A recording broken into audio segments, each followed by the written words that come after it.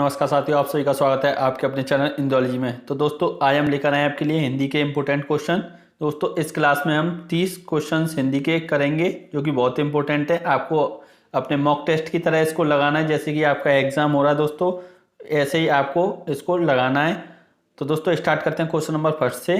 तो क्वेश्चन दिया हुआ है, पृथ्वी कौन सा शब्द है? पृथ्वी कौन सा शब्द है? तो चार ऑप्शन इसके दिए हुए हैं, तद्भव, तत्सम, देशज, विदेशज। तो दोस्तों ये चार ऑप्शन में से आपको इसका सही आंसर बताना है। तो इसका सही आंसर कौन सा हो जाएगा? तत्सम, यानी ऑप्शन बी हो जाएगा दोस्तों इसका तत्सम। तो चलते हैं अब नेक्स्ट क्वेश्चन पर। तो दोस्तों क्वेश्चन दिया हुआ है, पापी में कौन सा विशेषण है? पापी में कौन सा विशेषण है? तो ऑप्शन दिए हुए हैं, संख्यावाचक, सर्वनामवाचक, गुणवाचक और परिणामवाचक। तो दोस्तों ये चार ऑप्शन आपके सामने दिए हुए हैं, आपको सही आंसर बताना है। तो इसका सही आंसर क्या हो जाएगा? गुणवाचक। ऑप्शन सी कौन सा हो जाएगा? गुणवाचक। पापी में कौन सा विशेषण है दोस्तों? गुणवाचक विशेषण पापी में है। तो चलते हैं नेक्स्ट क्वेश्चन की ओर। दोस्तों क्वेश्चन दिया हुआ है, निम्नलिखित में से तत्सम शब्द है। निम्नलिखित में से कौन सा शब्द पूछा है दोस्तों? तत्सम। दिए हुए हैं, कान, मुख, जीभ, दांत। तो ये चार ऑप्शन दिए हुए हैं दोस्तों, इसमें से आपको सही आंसर बताना है। तो इसका सही आंसर क्या हो जाएगा? ऑप्शन बी, मुख। मुख कैसा है? हमारा तत्सम शब्द है दोस्तों। तो अब हम चलते हैं नेक्स्ट क्वेश्चन की ओर। तो क्वेश्चन दिया हुआ बहुव्रीहि समास है। बहुव्रीहि समास है।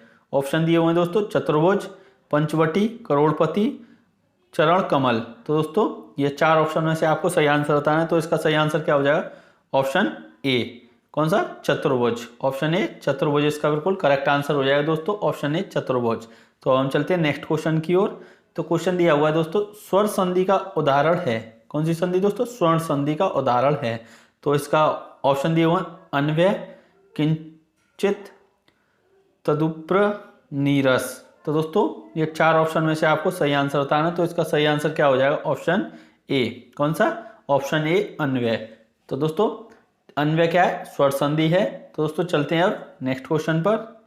तो क्वेश्चन दिया हुआ है, जिसमें उत्साह ना हो। जिसमें उत्साह ना हो। तो दोस्तों ऑप्शन दिए हुए हैं, निरुत्साही, कुपमंदुक, मूढ़, कातर। तो दोस्तों ये चार ऑप्शन आपके सामने दिए हुए हैं, आपको सही आंसर बताना है। तो इसका सही आंसर क्या हो जाएगा? ऑप्शन ए, निरुत्साही। कौन सा दोस्तों? ऑप्शन ए, निरुत्साही। तो अब हम चलते हैं नेक्स्ट क्वेश्चन पर। दोस्तों क्वेश्चन दिया हुआ है, इनमें से हाथी का समानार्थी कौन सा शब्द नहीं है? हाथी का समानार्थी कौन सा शब्द नहीं है? दोस्तों चार ऑप्शन में से आपको सही आंसर बताना है। तो क्या क्या ऑप्शन है दोस्तों? हस्त, दंती, हस्ती, करी। दोस्तों ये चार ऑप्शन में से आपका बिल्कुल करेक्ट आंसर कौन सा हो जाएगा? Option A. ऑप्शन ए पर क्या है दोस्तों? हस्त। हस्त हमारा एकदम सही आंसर हो जाएगा दोस्तों। इनमें से हाथी का समानार्थी या पर्यायवाची हस्त नहीं है। कौन सा दोस्तों? हस्त नहीं है, दंती होता है, हस्ती होता है, करी होता है। तो अब हम चलते हैं नेक्स्ट क्वेश्चन की ओर दोस्तों। तो क्वेश्चन दिया हुआ है, पृथक का सही विलोम शब्द है। पृथक का सही विलोम शब्द है। कौन सा हो जाएगा दोस्तों? एकत्र, संयुक्त, थकित, सुगठित। तो दोस्तों इन चारों में से आपको सही आंसर बताना है। तो इसका सही आंसर क्या हो जाएगा? इसका सही आंसर हो जाएगा दोस्तों ऑप्शन बी, संयुक्त। कौन सा दोस्तों? ऑप्शन बी, संयुक्त। अब हम चलते हैं नेक्स्ट क्वेश्चन की ओर। दोस्तों क्वेश्चन दिया हुआ है, निम्नलिखित में से तत्सम शब्द है। निम्नलिखित में से तत्सम शब्द है। कौन सा? कान, मुख, जीभ, दांत। कान, मुख, जीभ, दांत। तो दोस्तों इसमें से सही आंसर क्या हो जाएगा आपका? मुख। कौन सा दोस्तों? मुख इसका बिल्कुल करेक्ट आंसर हो जाएगा, यानी कि ऑप्शन बी, मुख। तो हम चलते हैं नेक्स्ट क्वेश्चन की ओर। दोस्तों क्वेश्चन दिया हुआ है, खड़ी बोली का दूसरा नाम है। खड़ी बोली का दूसरा नाम है। कौन सा है दोस्तों? चार ऑप्शन में से आपको सही आंसर बताना है। हरियाणवी, कौरवी, मेवाती, राजस्थानी। तो ये चार ऑप्शन में से दोस्तों कौन सा सही आंसर दिया हुआ है? तो ऑप्शन बी, कौरवी इसका बिल्कुल करेक्ट आंसर हो जाएगा दोस्तों। कौन सा? खड़ी बोली का दूसरा नाम क्या है? कौरवी। यानी खड़ी बोली को हम कौरवी भी कहते हैं। कौन सी भाषा दोस्तों? कौरवी भाषा को खड़ी बोली कहते हैं, या खड़ी बोली को कौरवी भाषा कहते हैं।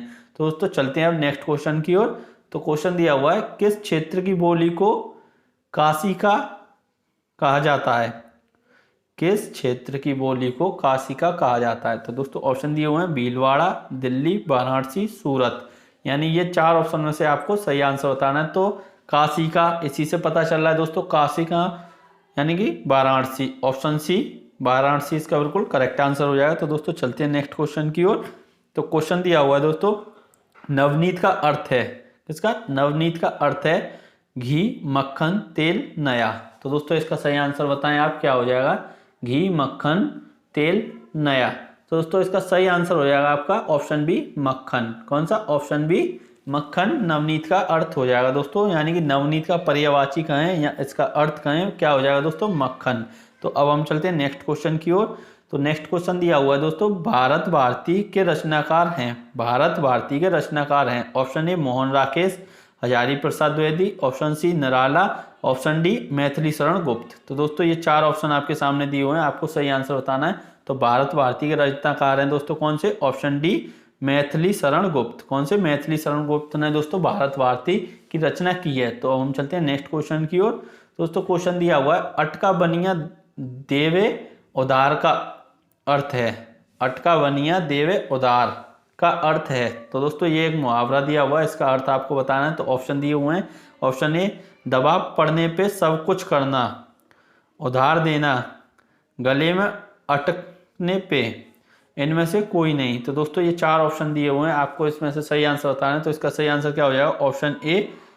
ऑप्शन ए इसका बिल्कुल करेक्ट आंसर हो जाएगा। क्या दिया हुआ है दोस्तों ऑप्शन ए में? दबाव पड़ने पे सब कुछ करना। तो अब हम चलते हैं नेक्स्ट क्वेश्चन पर। दोस्तों क्वेश्चन दिया हुआ है, इति का विलोम है। किसका? इति का विलोम है। ऑप्शन ए अर्थ, अथ, समाधान, अंत। तो दोस्तों इन 4 ऑप्शन में से आपका सही आंसर क्या दिया हुआ है दोस्तों? अथ। ऑप्शन बी क्या हो जाएगा दोस्तों? अथ। इति का विलोम क्या हो जाएगा दोस्तों? अथ। और दोस्तों आपको ये भी बताना है कि आपके इन 30 क्वेश्चन में से कितने सही हैं। तो हम चलते हैं नेक्स्ट क्वेश्चन की ओर। तो क्वेश्चन दिया हुआ धनहीन। तो ये द्विगु, तत्पुरुष, द्वंद्व, अव्ययीभाव। तो दोस्तों ये क्या है? ये चारों आपके समास दिए हुए हैं कि कौन सा समास है। धनहीन में समास पूछा है दोस्तों, द्विगु है, तत्पुरुष है, द्वंद्व है या अव्ययीभाव है। दोस्तों इसमें से सही आंसर क्या हो जाएगा आपका? ऑप्शन बी तत्पुरुष। कौन सा दोस्तों? ऑप्शन बी तत्पुरुष समास हो जाएगा किसमें? धनहीन में। तो चलते हैं नेक्स्ट क्वेश्चन की ओर।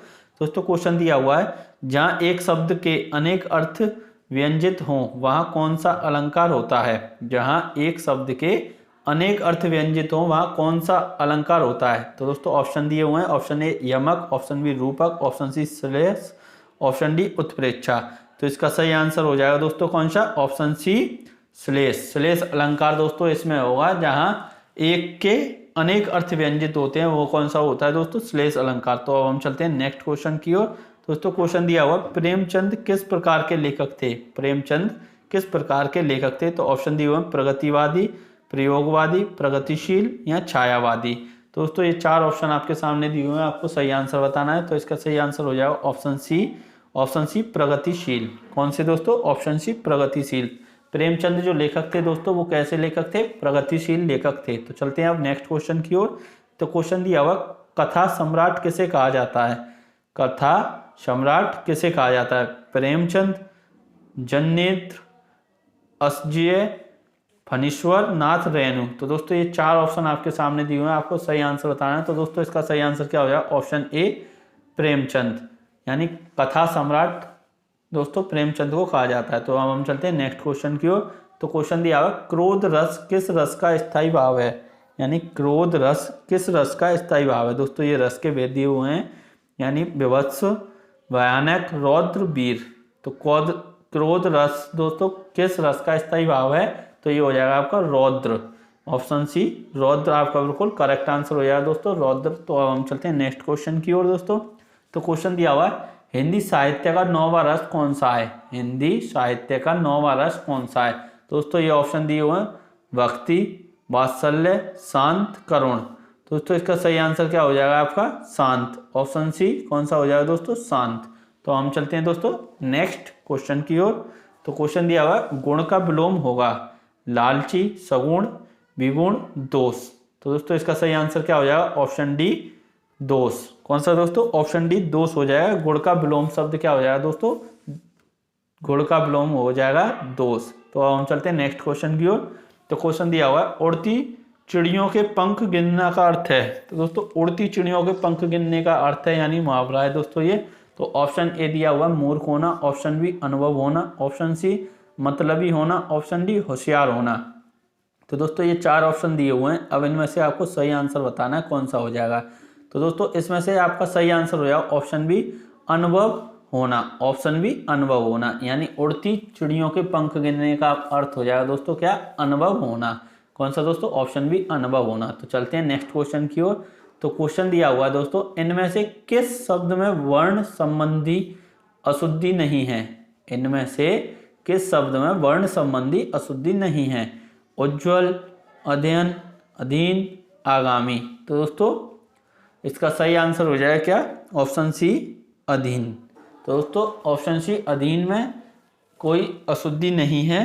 तो अब हम चलते हैं नेक्स्ट क्वेश्चन की ओर। तो दोस्तों क्वेश्चन दिया हुआ है, मृगनयनी में कौन सा समास है, मृगनयनी में कौन सा समास है, ऑप्शन ए तत्पुरुष, ऑप्शन बी कर्मधारय, ऑप्शन सी अव्ययीभाव, ऑप्शन डी बहुव्रीहि है। तो इसका सही आंसर दोस्तों क्या हो जाएगा, कर्मधारय, ऑप्शन बी कर्मधारय इसका बिल्कुल करेक्ट आंसर हो जाएगा। तो अब हम चलते हैं नेक्स्ट क्वेश्चन की ओर।